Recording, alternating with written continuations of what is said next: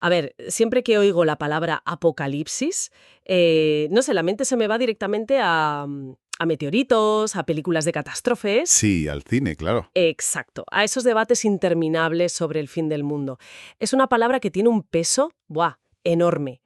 Por eso hoy queremos hacer algo, bueno, casi radical. Vamos a sumergirnos en el primer capítulo del libro del Apocalipsis, pero intentando quitarnos de encima todas esas capas de cultura popular. Nuestra misión, con la ayuda de varios análisis de especialistas que han buceado en el texto original, es ver qué quería decir realmente, en su contexto.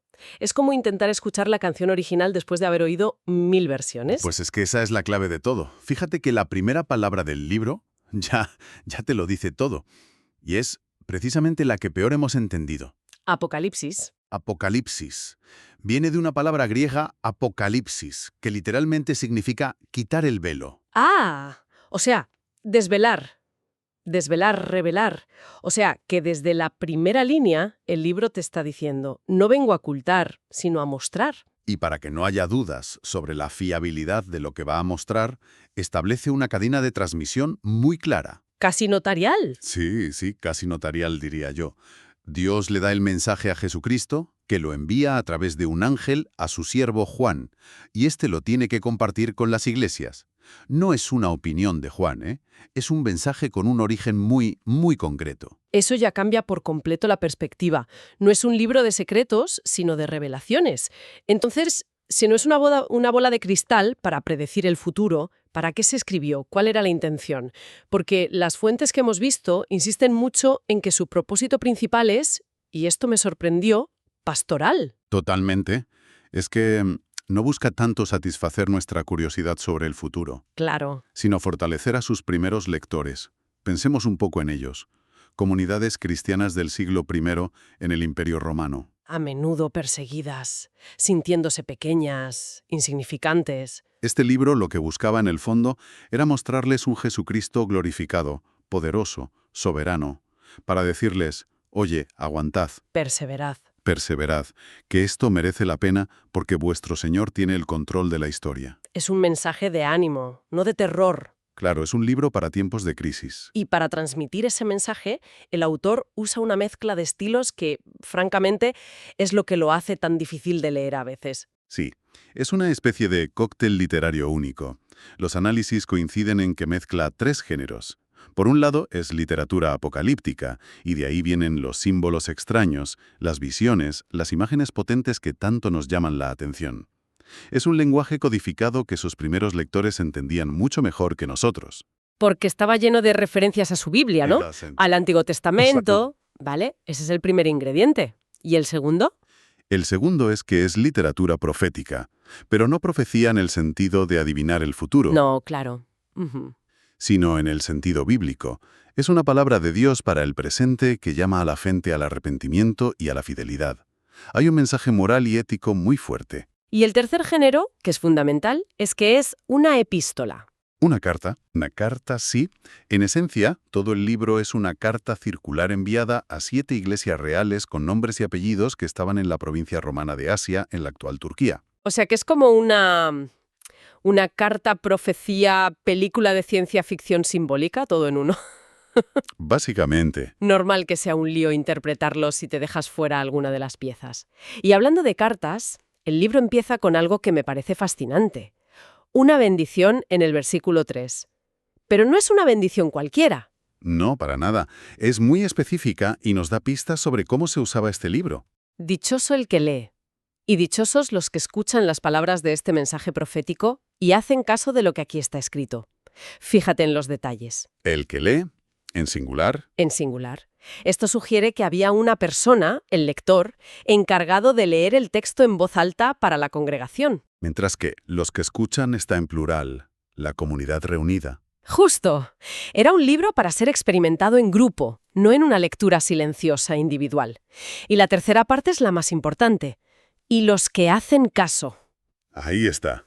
Fíjate qué curioso, no dice dichoso el que lo descifra todo o el que adivina todas las fechas, no. Dice el que obedece. Pone el foco en la aplicación práctica, no en ser un Sherlock Holmes de la profecía. Exacto. La obediencia por encima de la especulación. Y esa estructura de Descartes continúa con un saludo, que es teológicamente densísimo. La gracia y la paz, dice, vienen de tres fuentes. Primero, del Padre, al que describe como aquel que es y que era y que ha de venir. Esa fórmula es potentísima. Es una referencia clara a cuando Dios se revela a Moisés en el Éxodo, ¿no? Sí, Es como decir que Dios escapa a nuestro concepto del tiempo, que no está atrapado en nuestro presente como nosotros. Abarca todo. precisamente. Pasado, presente y futuro. La segunda fuente son los 7 espíritus que están delante de su trono. Dado que el número 7 en este libro casi siempre significa totalidad o perfección, la mayoría de los intérpretes coinciden en que es un lenguaje simbólico para hablar de la plenitud del Espíritu Santo. Que está presente en todas partes. Eso es. Y la tercera fuente, claro, es Jesucristo, a quien se le dan 3 títulos que debieron resonar de una forma increíble en los oídos de esos primeros cristianos. Vamos a pararnos aquí, porque estos títulos son la base de todo. El primero, el testigo fiel, que significa que es aquel que ha revelado a Dios de forma perfecta y veraz. Su vida y sus palabras son el testimonio definitivo de quién es Dios. Y fue fiel hasta el final. Hasta las últimas consecuencias, hasta la muerte. Que no es solo un testigo como el que ve un accidente. Es alguien cuya vida entera es un testimonio de la verdad. El segundo título, el primogénito de la resurrección. Esto es la garantía de su victoria sobre la muerte. En la cultura judía el primogénito tenía un lugar de preeminencia, de herencia. Al llamarlo primogénito de la resurrección se le presenta como el pionero, el primero de una nueva creación. El que ha ido y ha vuelto. Es el que ha cruzado al otro lado y ha vuelto para decirnos que la muerte no tiene la última palabra. Y luego llega el tercer título, que para mí es el más demoledor en ese contexto. Soberano de los reyes de la tierra. Para. Hay que imaginarse el poder de esa frase. Uf, Imagínate ser un cristiano en una provincia perdida del imperio, quizás un esclavo, un artesano, alguien sin poder, con el gobernador romano y la maquinaria del César respirándote en la nuca. Y de repente, en tu reunión secreta, te leen que tu líder, ese Jesús que fue ejecutado como un criminal de Estado, está en realidad por encima del mismísimo emperador. claro. Es un chute de dignidad y de rebeldía espiritual increíble. Es un acto de subversión política total. Les está diciendo que el poder que ven, el de Roma, no es el poder último. Hay algo más grande. Hay un trono por encima de todos los tronos. Y justo después de estos títulos, los versículos 5 y 6 son un resumen perfecto del Evangelio.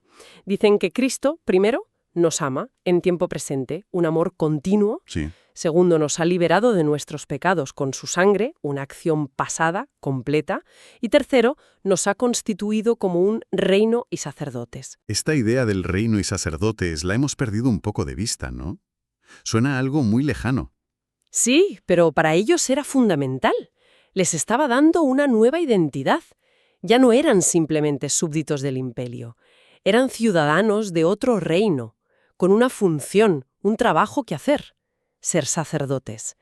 Es decir, representar a Dios en el mundo y al mundo ante Dios. Les conecta directamente con las promesas del Antiguo Testamento a Israel. Totalmente.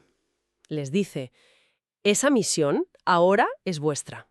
Y toda esta identidad y este propósito que mencionas se basan en la figura central. Y aquí es donde Juan nos lleva a su propia experiencia, a esa visión que lo cambia todo. Y es clave dónde está él cuando la recibe. No la escribe desde un despacho con vistas en Roma, para nada. Él mismo lo dice. Está exiliado en la isla de Patmos, una pequeña isla rocosa en el Egeo que los romanos usaban como colonia penal. ¿Un preso político? Un preso político, sí, y especifica la razón, por causa de la palabra de Dios y del testimonio de Jesús. Y se presenta a sus lectores como vuestro hermano y compañero en el sufrimiento. Está en el barro con ellos. Está en el barro con ellos, sufre lo mismo. Y eso le da a su mensaje una autenticidad brutal. Mingo, cuando tiene la visión.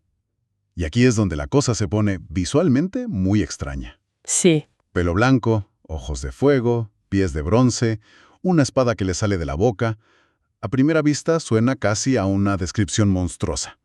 Hay que decodificar esto, porque si no, nos quedamos en la superficie. Claro, es que no es una fotografía, es un retrato simbólico. Cada detalle está cargado de significado y extraído del Antiguo Testamento. Lo primero que ve es a alguien con aspecto de hijo de hombre, un título que Jesús usaba para sí mismo y que viene del libro de Daniel. Sí, que está en medio de 7 candelabros de oro. Y más adelante, propio Cristo le explica el símbolo. Los candelabros son las 7 iglesias. O sea, que la primera imagen, antes de cualquier descripción física, es la de un Cristo que no está lejos, en el cielo y desentendido, sino que está presente, activo, caminando en medio de sus comunidades. En medio de sus problemas y persecuciones. Ese detalle ya es un mensaje de consuelo potentísimo. Exacto. Luego viene su apariencia. La túnica larga y el cinto de oro son vestimentas de sumo sacerdote y de rey, la dignidad máxima. Su cabello, blanco como la nieve, es un atributo que en el libro de Daniel se usa para describir al anciano de días, es decir, a Dios Padre. Ahí hay un punto clave. Juan está aplicando a Jesús una descripción que era exclusiva de Dios Padre en el Antiguo Testamento. Efectivamente. Es una declaración teológica brutal sobre la divinidad de Cristo, pero hecha con imágenes, no con un tratado de teología. Esa es la genialidad del lenguaje apocalíptico. Y continúa, sus ojos como llama de fuego. Esto simboliza un conocimiento que lo ve todo, que penetra hasta lo más profundo, y también su capacidad para juzgar con justicia. Nada se le escapa. Vale. Sus pies, de bronce al rojo vivo, simbolizan la pureza, el bronce refinado en el horno, y una firmeza inquebrantable a la hora de aplastar el mal. Y su voz, como el estruendo de muchas aguas, como una catarata. Esa imagen es muy poderosa. No es una voz suave, es una voz de una autoridad y una majestad que acallan cualquier otro ruido. Y finalmente, el detalle más chocante. De su boca sale una espada aguda de 2 filos. Uf. No hay que imaginarlo de forma literal y grotesca. La espada es un símbolo recurrente en la Biblia para la palabra de Dios. Es su palabra la que tiene el poder de juzgar y de salvar, de separar la verdad de la mentira. Es el arma definitiva. Todo este conjunto es abrumador. Es un Cristo que no tiene nada que ver con la imagen del humilde carpintero de Nazaret. Es el Señor del universo en toda su gloria y poder. Y la reacción de Juan es, bueno, comprensible. Dice que cayó a sus pies como muerto. A mí me impresiona esa reacción. Juan era del círculo íntimo, el discípulo amado. Claro. Conocía a Jesús, comía con él, lo tocó. ¿Es solo el shock de la gloria divina o es algo más? Es el darse cuenta de que la persona que conoció es, a la vez, algo infinitamente más grande e inabarcable. Yo creo que es exactamente eso. Es la reacción humana lógica ante la santidad manifestada. Profetas como Isaías o Daniel tuvieron reacciones muy parecidas, de deshacerse, de sentirse completamente indignos y aterrados. Ya. Es el reconocimiento de la distancia infinita entre la criatura y el Creador glorificado. Pero lo más bonito es la respuesta de Cristo. No es un «levántate, soldado». Lo primero que hace es un gesto de cercanía. Pone su mano derecha sobre él y le dice, «No tengas miedo». Es la mezcla perfecta de majestad y ternura. Y justo después de esa frase de consuelo, le da la razón de por qué no debe temer. Yo soy el primero y el último. Soy el que vive. Estuve muerto, pero ahora vivo por los siglos de los siglos, y tengo las llaves de la muerte y del Hades. Uf. Esta frase es el corazón de todo el capítulo, creo yo. Sin duda. Es la proclamación de su victoria total. Estuve muerto, reconoce la realidad de la cruz. Pero ahora vivo. Pero ahora vivo. Afirma la realidad de la resurrección. Y como consecuencia de esa victoria, ahora tiene las llaves. Quien tiene las llaves tiene la autoridad. Exacto, el control. Le está diciendo a Juan y a las iglesias que la muerte y su dominio ya no tienen la última palabra. El poder definitivo sobre la vida y la muerte lo tiene Él. Por eso no hay que temer. Después de esta visión que te deja sin aliento y de ese consuelo tan personal, ¿cuál es el siguiente paso? ¿Qué le pide que haga? No puede quedarse ahí tirado en el suelo. Claro, la visión no es un fin en sí misma, es el comienzo de una misión. Cristo le da una orden muy clara. Escribe, pues, lo que has visto, lo que sucede ahora y lo que sucederá después. Le encarga ser el cronista de toda esta revelación, estructurándola en esas 3 partes. La visión que acaba de tener, La situación presente de las iglesias, que serán las cartas de los capítulos 2 y 3, y las cosas que han de venir después. Y es fascinante que, justo al final del capítulo, el propio Cristo le da la clave de interpretación para los primeros símbolos. Es como si le diera un pequeño diccionario para su propio libro. exacto, le enseña a leerlo. Le dice, el misterio de las 7 estrellas. Y de los 7 candelabros es este. Las 7 estrellas son los ángeles, O mensajeros. o mensajeros, sí, de las 7 iglesias. Y los 7 candelabros son las 7 iglesias. Nos está dando una lección desde el principio. Esto que ves significa esto otro. Piensa simbólicamente. Es una guía de lectura para que no nos perdamos en especulaciones locas. Justo. Entonces, si intentamos juntar todas las piezas de este primer capítulo, ¿qué mensaje global nos queda? ¿Cuáles serían las ideas principales que un cristiano del siglo I se llevaría a casa después de escuchar esto? Yo diría que hay 3 ideas fundamentales. La primera, sin duda, es el cristocentrismo absoluto. El centro de este libro no son las catástrofes, ni el anticristo, ni las profecías. El centro es la persona de Jesucristo glorificado. Él es el protagonista. Él es el protagonista de la historia y el soberano del universo. Que él es el personaje principal, no los monstruos. Vale, la segunda. La segunda es la soberanía de Dios sobre la historia. Los títulos como el que es, que era y que ha de venir, o el alfa y la omega, enmarcan todo el capítulo. El mensaje es claro. Por mucho que ruja el imperio romano, por muy poderoso que parezca el César, hay alguien con una perspectiva más amplia que tiene el control del principio del fin. La historia no es un caos, tiene un director. Ahí está. Y la tercera idea, me imagino que ya sabes por dónde va, tiene que ver con la propia Iglesia. Claro. Exacto.